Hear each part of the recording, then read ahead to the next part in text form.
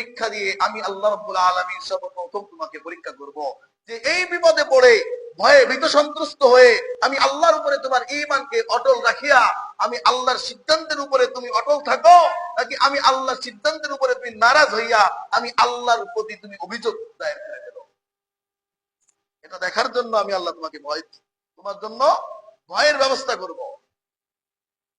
ওয়ানাকসিম মিনাল আমওয়াল, তোমার মালের ভিতরে ব্যাপক ঘাটতি আনবো।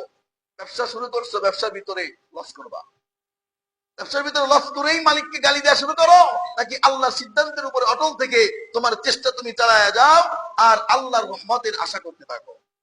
আমি আল্লাহ তোমাকে কি করব? পরীক্ষা করব। ওয়াল আনফুস, তোমার জীবন নাশের ভয় দিব। কি বলতেছে? জীবন নাশের ভয় দিব।